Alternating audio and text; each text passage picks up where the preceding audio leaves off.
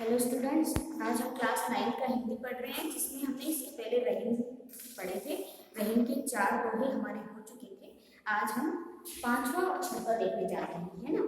तो यहाँ पर रहीम के बारे में मैंने आपको थोड़ी सी जानकारी दी थी। इसके पहले भी बताया था कि रहीम जो है, रहीम दास जो है वो मध्ययुगीन कवि रह चुके हैं और वो अपनी उनकी जो भाषा है वो सरल भाषा है। उन्होंने सारी भाषाओं में, मतलब वो यूपी के ही वहीं के थे, लेकिन वो सारी भाषाओं में उनको सारी भाषाओं का ज्ञान था और लेकिन उन्होंने अपने दोहों में बिल्कुल सरल भाषा का प्रयोग किया है।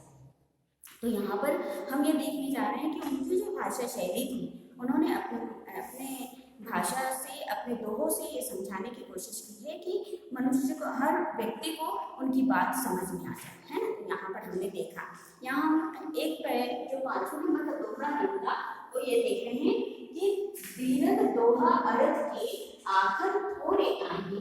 दीर्घ मतलब बड़ा, दीर्घ मतलब बड़ा, अर्थ मतलब अर्थ, उसका मीनिंग ये है अर्थ। आखिर मतलब अक्षर और थोड़ी मतलब थोड़ा। जो रहीम नट कुंडली, नट मतलब कलाकार, जो भी यहाँ पर कलाकार होता है वो अपनी कलाकारी दिखाता ही है ना। वो मैं आपको समझाऊंगी। सिमटना मतलब अपने आप को समझ लेना, है ना। तो दीर्घ दोहा अर्थ के आखिर थोड़े आही। जो रहीम नट कुंडली सिमट को चढ़ जाही। कहने का तात्पर्य यह है, रहीम दास जी हमें यहाँ पे कहना चाहते हैं कि उनके दोहे में भले ही अक्षर कम हो, भले ही शब्द कम हो, लेकिन उनके जो दोहे हैं उसमें गहराई बहुत है। मतलब वो हैं बहुत बड़े, यानी हमें समझने के लिए, व्यक्ति को समझने के लिए वो है बहुत बड़े। भले ही उसमें अक्षर कम हो, भले ही उसमें आपको शब्द कम दिखाई दे रहे हो, लेकिन उनके दोहों में जो अर्थ छुपा हुआ है वो बहुत बड़ा हुआ है, बहुत बड़ा है ना। तो यहाँ पर हम यही कह रहे हैं। लेकिन रहीम जी का कहना है कि उनके दोहे में भले ही कम अक्षर हो, शब्द कम हो, परंतु उनके अर्थ बड़े ही गहरे और बहुत कुछ देने में सामर्थ्य रखते हैं। बहुत कुछ देने में सामर्थ्य रखते हैं, मतलब कि वो हमें बहुत कुछ समझाना चाहते हैं। हम उनके दोहों से बहुत कुछ समझ सकते हैं। उन्होंने यहाँ पे दोहे में हमें बहुत कुछ समझाने की कोशिश की है। ठीक उसी प्रकार, किस प्रकार की, जो रहीम नट कुंडली सिमट को चढ़ जाए। जो रहीम बोल रहे हैं कि नट मतलब कलाकार, है ना। कलाकार अपने कर्तव्य जो दिखाता है, वो कर्तव्य भले ही वो कलाकार छोटा सा दिखाई दे रहा हो, लेकिन उसके कर्तव्य बहुत बड़े हैं। तो हम उसके कर्तव्य जाने बगैर हम उसको छोटा कैसे कह सकते हैं। तो कहने का तात्पर्य यह है कि यदि हम सामने वाले व्यक्ति को छोटा समझते तो हमसे बड़ा मूर्ख कोई नहीं होगा, है ना। वो कहना चाहते हैं कि हमें सोचना चाहिए, हमें समझना चाहिए कि सामने जो भी व्यक्ति है वो छोटा नहीं है। हर व्यक्ति को ईश्वर ने जब इस पृथ्वी पर, धरती पर भेजा है तो अपने अपने हुनर लेकर भेजा है। हर व्यक्ति में कुछ न कुछ हुनर जरूर होता है। कोई व्यक्ति इस धरती पर ऐसा है नहीं। आप कोई भी ले लो, पशु ले लो, कुछ भी ले लो, जो इस धरती पर है उसमें कुछ न कुछ हुनर जरूर है। तो हम कैसे सामने वाले को छोटा समझ लें, है ना। तो हम उसे छोटा समझ नहीं सकते। कोई नट अपने कर्तव्य के दौरान अपने बड़े शरीर को सिमटाकर कुंडली मार लेने के बाद छोटा लगने लगता है। तो बहुत से लोगों की आदत होती है बड़ापन दिखाने की, वो किसी को दर्शाना नहीं चाहते। बहुत से लोग में ये आदत होती है, रहते कुछ नहीं है, रहता कम है, लेकिन दिखाना बहुत ज्यादा है। तो दिखावे की जहाँ बात आ जाती है, तो जो दिखाना चाहते हैं वे दिखाते बहुत है, लेकिन जो सच में अपने आप को साबित करना चाहते हैं वो दिखाते नहीं है। वो दिखावे पे कभी भी दिखावे को महत्व नहीं देते।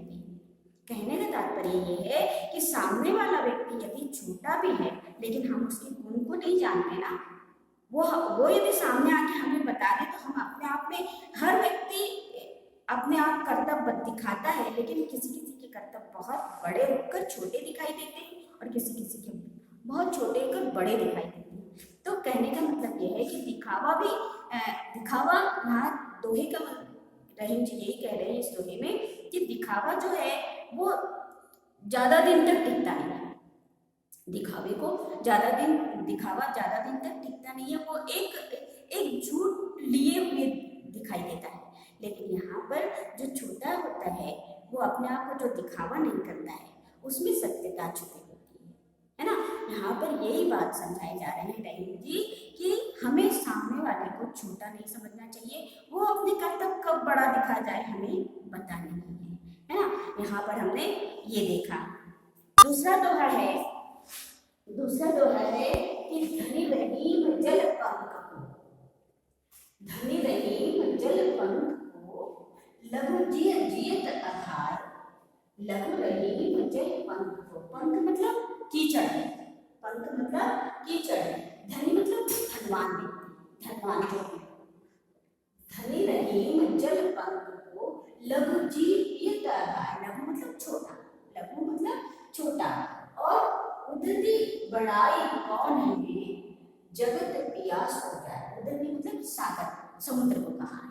तो यहाँ पर कहने का मतलब ये है कि जो धनवान व्यक्ति है, रहीम जी का कहना है धनी रहीम जल पंख को, वो धन्य व्यक्ति है जो पंख मतलब कीचड़, कमल के नीचे जो कीचड़, कमल खिलता है उसके नीचे जो कीचड़, कीचड़ से ही तो कमल खिलता है ना, इसलिए उसे पंकज, कमल का नाम दूसरा क्या है, पंकज। पंकज क्यों कहा जाता है उसे, क्योंकि वो पंख मतलब कीचड़, कीचड़ से वो उत्पन्न होता है। लेकिन जो उसके नीचे पानी छिपा होता है, जो पानी होता है, जो भी तालाब में हो, छोटे से सरोवर में हो, तो वो पानी, वो रहीम जी कहते हैं कि वो छोटे छोटे जीवों को पानी पिलाता है।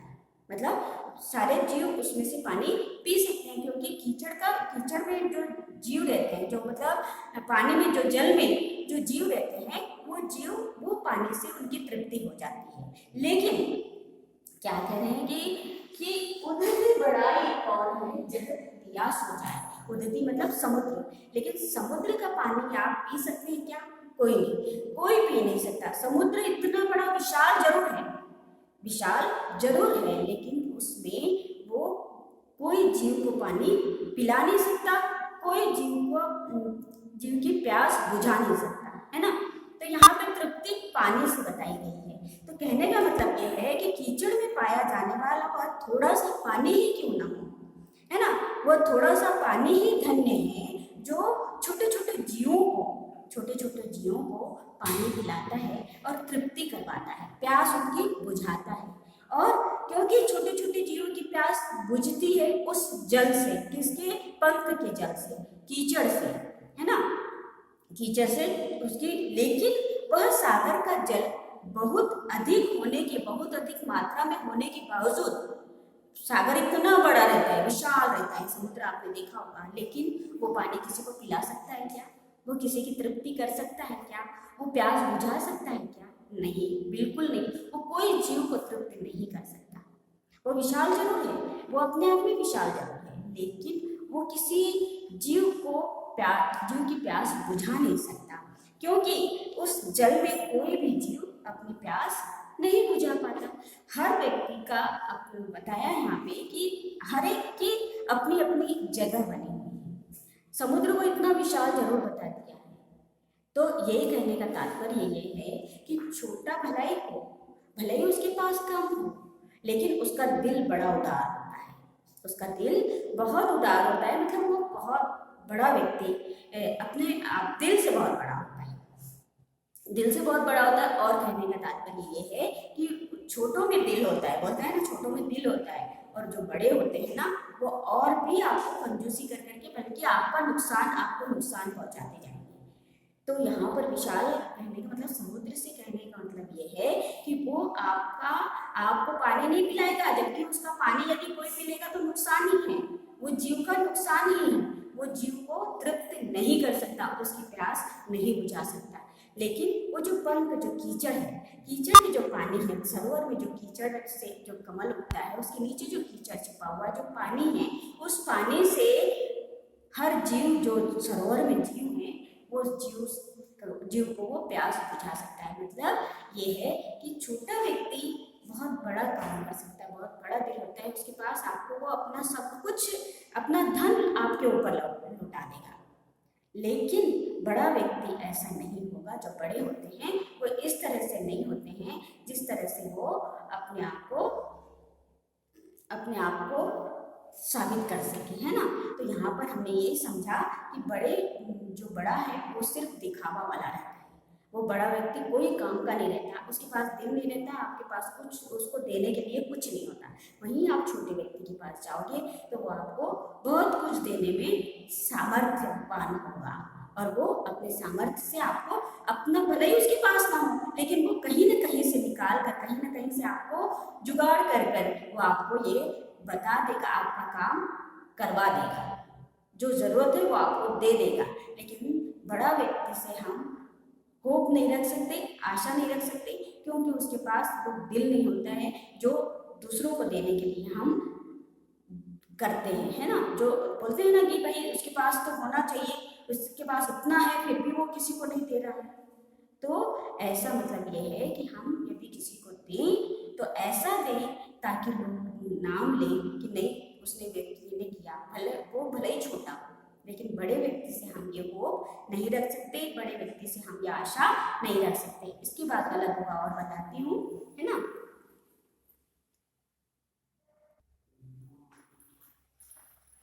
यहाँ हम तीसरा दोहा देखने जा रहे हैं। उसमें क्या लिखा है कि नाद रीच हितन देत लग। नाद, नाद मतलब संगीत का जो नाद होता है, संगीत जिसे कहते हैं, है ना, आवाज जो मधुर लगती है ना, इससे व्यक्ति खुश हो सकता है, संगीत से खुश होता है। सुनने से, हम देखते हैं ना, गाने सुनने से या ऐसे कुछ अच्छे सॉन्ग सुनने से हमें बहुत खुशी मिलती है ना। कोई नाद मतलब कोई अच्छा मधुर संगीत। नाद रीच, रीच मतलब उस पर रीच जाना, उस पर हमें मोह लेना, उसको संगीत से वो हमको मोह लेता है। नाद रीच तन, तन मतलब शरीर, दे तन मृग मतलब हिरण, मतलब हिरण। नर धन एक समेत, नर धन एक समेत, और पे रही पशु से अधिक, रीझो कछु न दे। यहाँ पे कहने का मतलब ये है कि रहीम जी कहते हैं कि नाद रीझ तन देत मृग। हिरण जो है वो किसी नाद को सुन के, किसी म्यूजिक को सुन के, किसी की अच्छी मधुर आवाज को सुनकर वो अपने शरीर को एकदम तन मन से उसे सौंप देता है किसी संगीत से। मतलब उसका शरीर इतना पुलकित हो जाता है, इतना खुश हो जाता है कि वो अपने सारे शरीर को उस नाद में एकदम समा जाता है। तो धन नाद रीच तन देत मृग, नर धन हेत समेत, नर धन हेत समेत। हिरण किसी के संगीत की ध्वनि से खुश होकर अपने शरीर को उसको न्योछावर कर देता है, मतलब उस संगीत को न्योछावर कर देता है, अपने शरीर को उसे सौंप देता है। और इसी तरह से कुछ लोग दूसरे के प्रेम में खुश होकर अपना धन इत्यादि सौंप देते हैं। बहुत से लोग होते हैं ना कि नर धन हेत समेत, बहुत से नर मतलब व्यक्ति, तो वो व्यक्ति किसी के प्रेम में, किसी के कोई भी व्यक्ति हो उसके प्रेम में होकर वो क्या करता है, अपने धन को लुटा बैठता है, अपने धन को वो सौंप देता है, यानी तन मन धन से वो उसका हो जाता है। उसको इतनी खुशी होती है, वो अपने आप को इतनी पुलकित उसमें कर लेता है उसके प्रेम में कि वो अपने आप को उस पर न्योछावर कर देता है। तो ये व्यक्ति की भी बात है। जैसे यहाँ पर रहीमदास जी ने कहा कि जैसे हिरण किसी नाद को, किसी संगीत को, किसी की मधुर आवाज को सुनकर अपने आप को न्योछावर कर देता है, अपना शरीर को तन मन धन से बिल्कुल उसी में तल्लीन हो जाता है, वैसे ही कुछ लोग ऐसे होते हैं जो कि सामने वाले से प्रेम संबंध ऐसे होते हैं, प्रेम संबंध में वो अपने शरीर को तो जाने दो, अपने धन को, अपने सब चीज को अपना लुटा बैठता है, क्योंकि प्रेमवश आदमी प्रेमवश कर देता है ना। प्रेम के कारण ही सामने वाले से खुश होकर वो अपना सारा कुछ उस पर न्योछावर कर देता है। तो नाद रीच तन देत मृग, नर धन हेत समेत, दे रहीम पशु से अधिक, रीझो कछु न देत। और कुछ लोग तो ऐसे होते हैं, बोलते हैं रहीमदास जी यहाँ पर बताते हैं कि दे रहीम पशु से अधिक, वो व्यक्ति पशु से भी बदतर होते हैं, पशु से भी बदतर होते हैं। कौन कौन? जो रीझो कुछ न देत, वो आपसे सब कुछ ले लेंगे, वो आपसे सब कुछ ले लेंगे लेकिन लौटाकर आपको कुछ भी नहीं देंगे। तो यहाँ पर यह समझा जाता है कि यहाँ रहीमदास जी ने हमें यही समझाया कि जब हम किसी व्यक्ति से प्रेम कर बैठते हैं या कोई भी व्यक्ति हो, जब हम सामने वाले से इतना प्रेम कर बैठते हैं तो हमारा सारा कुछ हम उस पर लुटा देते हैं, धन हो चाहे जो भी हो, हम सारा कुछ उस पर लुटा देते हैं। क्यों? क्योंकि प्रेमवश, एक प्रेम ही वो खुश देता है, वो संगीत ही खुश। जैसे हिरण का उसने उन्होंने उदाहरण दिया कि हिरण अपना सारा वो नाद सुनकर सारा कुछ अपना शरीर से लेकर सारा कुछ उसको सौंप देता है खुशी के कारण, है ना। वो खुशी उसमें उत्पन्न होती है तो वो सब कुछ तन मन धन से वो उसका हो जाता है, संगीत का, वो नाद का। लेकिन कोई व्यक्ति भी ऐसे होते हैं जो सामने वाले के प्रेम वश होकर वो अपना सब कुछ लुटा बैठते हैं। लेकिन कुछ लोग ऐसे होते हैं जो पशु से भी निपटते होते हैं, पशु से भी बदतर होते हैं। वो कभी ये आपको ये नहीं बताएंगे कि आपने उनके लिए सब कुछ सौंप दिया लेकिन वो आपको एक चीज भी लौटा कर नहीं देंगे। वो पशु के, रहीमदास जी उसे क्या कहते हैं, पशु के समान वो व्यक्ति है ना, जिसमें जो दया नहीं, भावना नहीं, करुणा नहीं। वो ऐसे व्यक्ति किस काम के, जो किसी के काम ना आ सके, वो बस लेना जानते हैं। वो क्या करते हैं, बस लेना जानते हैं, कोई हमें ये कर दे, कोई हमें वो कर दे, लेकिन आपको देना नहीं जानते। तो ऐसे व्यक्ति को यहाँ रहीमदास जी ने क्या बताया, पशु के समान बताया, यानी बद से बदतर बताया कि वो व्यक्ति ये है कि वो अपने आप को कभी भी ये लोगों के लिए देना नहीं चाहेगा। कुछ भी जो भी हम चाहते हैं उसके पास से वो हमें देना नहीं चाहेगा। बहुत से होते ना स्वार्थवश लोग हमारे साथ रहते हैं, लेकिन वो सिर्फ अपना मतलब निकालने तक, जहाँ मतलब निकल गया वो आपको देखते तक नहीं। तो ऐसे व्यक्ति कैसे, पशु के समान। यहाँ पर रहीमदास जी ने उसे पशु के समान बताया और ये बताया कि रहीमदास जी के कौलों से हम यही समझते हैं कि उन्होंने हमें सिर्फ ये बताया कि व्यक्ति को कैसा होना चाहिए, उदार दिल वाला, उदार होना चाहिए। एक दूसरे के प्रति हमें प्रेम भावना होनी चाहिए और हम अपने आप को ये साबित करना चाहिए कि हम कम से कम दूसरों के काम आ सकें। यदि हम दूसरों के काम आते हैं, भले ही हमको कुछ ना मिले, है ना, हम उससे कोई होप ना रखें, हम नहीं चाहते हैं, लेकिन हम दूसरों के लिए वो काम करना चाहते हैं कि हमें उससे कोई मतलब नहीं, लेकिन हम उसके काम आ गए, यही हमारे लिए बहुत बड़ी बात होती है ना। तो यहाँ पे हमने 3 दोहे देखे आज, और इसके बाद वाले नेक्स्ट पीरियड में मैं आपको और भी दोहे हैं उसको मैं आपको समझाऊंगी, ठीक है। Okay, thank you.